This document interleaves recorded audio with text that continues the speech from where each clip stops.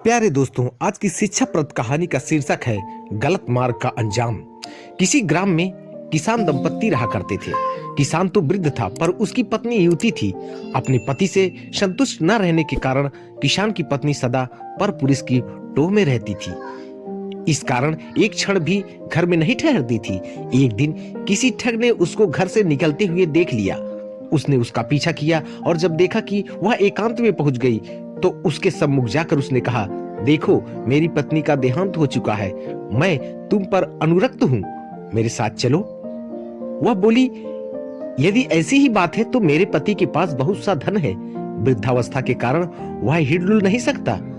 मैं उस धन को लेकर आती हूं, जिससे कि हमारा भविष्य सुखमय बीते। इस पर ठग ने कहा, ठीक है, जाओ और धन लेकर आओ। कल प्रातःकाल इसी समय हम इसी स्थान पर मिलेंगे। इस प्रकार उस दिन वह किसान की स्त्री अपने घर लौट गई। रात होने पर जब उसका पति सो गया तो उसने अपने पति का धन समेटा और उसे लेकर प्रातः उस स्थान पर जा पहुंची जहां दोनों मिले थे और दोनों साथ चल दिए। दोनों अपने गांव से बहुत दूर निकल आए थे कि तभी मार्ग में एक गहरी नदी आ गई।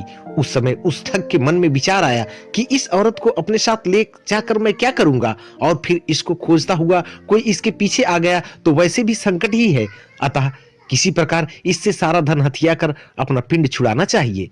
यह विचार कर उसने कहा, नदी बड़ी गहरी है, पहले मैं गठरी को उस पार रख आता हूं, फिर तुमको अपनी पीठ पर लाद कर उस पार ले चलूंगा।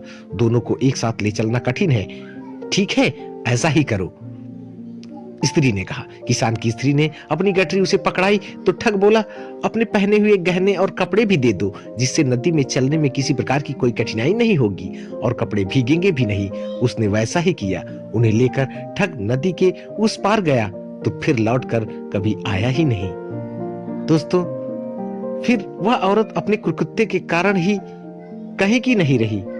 इसलिए कहते हैं कि अपने हित के लिए गलत कर्मों का मार्ग नहीं अपनाना चाहिए। दोस्तों, इससे हमें यही शिक्षा मिलती है। दोस्तों, ऐसी ही शिक्षाप्रद कहानी के लिए चैनल को सब्सक्राइब करें। अपने और अपने परिवार का ख्याल रखें। ईश्वर आपकी मनोकामना जल्द पूरी करेगा। मिलते हैं नई कहानी के साथ, तब तक के लिए धन्यवाद।